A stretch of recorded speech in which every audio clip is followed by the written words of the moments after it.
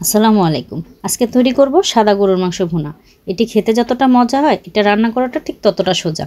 আমি মাংসে যে পরিমাণ ঝাল রাখবো সেই পরিমাণ কাঁচামরিচ এবং পেঁয়াজ নিয়েছি। এগুলো আমি সব একসাথে বেটে নেব।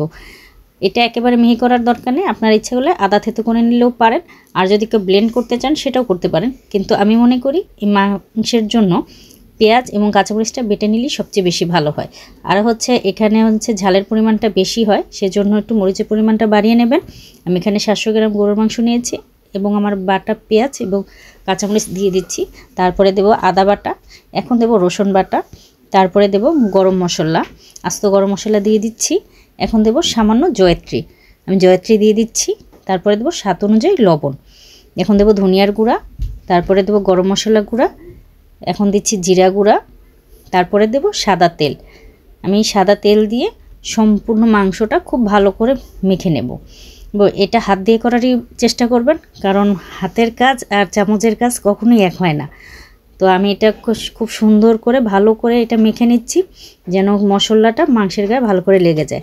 তারপরে এখানে আমি হাফ লিটার লিকুইড দুধ দিয়ে দিচ্ছি।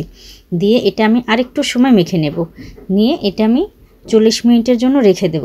ইচ্ছে করলে আপনারা 1 ঘন্টাও রাখতে পারেন, কোনো সমস্যা নেই, কিন্তু আমি এটা 40 মিনিটের জন্য রেখে দিচ্ছি। তারপরে আমি এটা চুলায় বসিয়ে দিচ্ছি। এখন আমি রান্নার জন্য এটা বসিয়ে দেব।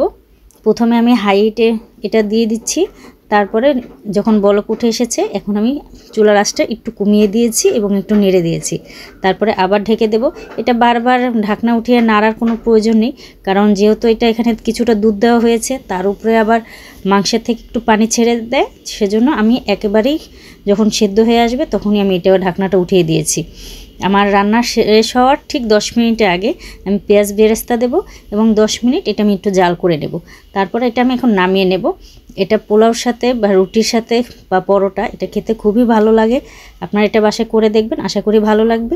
এবং যারা এখনও লাইক, কমেন্ট এবং সাবস্ক্রাইব করেননি, সবাই লাইক, কমেন্ট, সাবস্ক্রাইব করে পাশে থাকবেন। সবাইকে ধন্যবাদ।